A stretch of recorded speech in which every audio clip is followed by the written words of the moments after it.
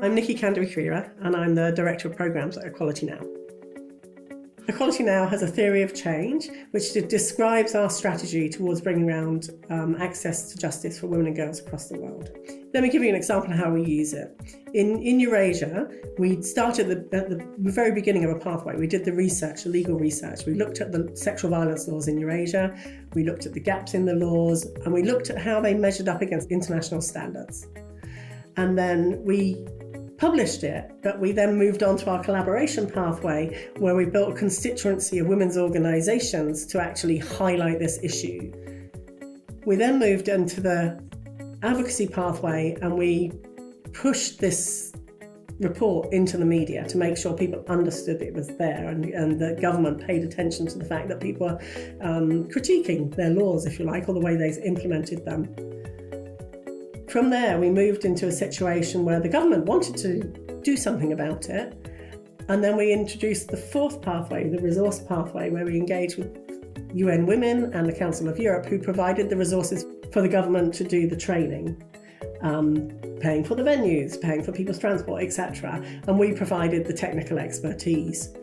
That technical expertise came in the form of training, but it also came in the form of creating a manual which made sure that every part of the process, through the police, through the prosecution, through the judgment, was designed around being survivor-centred and trauma-informed, so that people got access to justice, and not only access to justice, but they weren't traumatised in the process.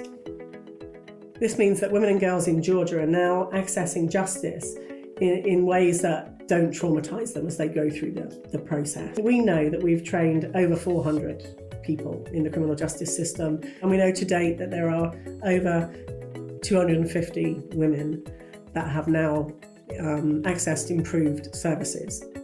Another example would be our work in Africa with SOAR, which is the Solidarity of African Women's Rights Coalition, where we've been working with them for a very long time to make sure that the Maputo Protocol was adopted and is being domesticated nationally and is being implemented across Africa.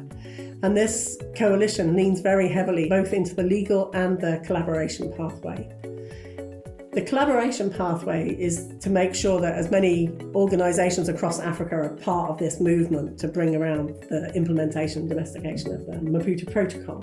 The other element of it, which is also very strong, is the legal pathway. So on the legal pathway, we make sure all those organisations are really well informed about how the Maputo Protocol can be implemented in national law, and how can you use it, how can you domesticate it, how is it implemented, how do you hold your government account to it.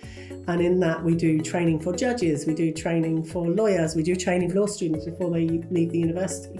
And we also ensure that all of that information is available to the local organisations who stand in solidarity together in their countries to bring about the changes they want to see using the Maputo Protocol. Ultimately, through our work, women and girls will enjoy their rights. Rights that are enshrined in the Universal Declaration and CEDAW, and they will have equality in the family and in society, and they'll be protected under the law.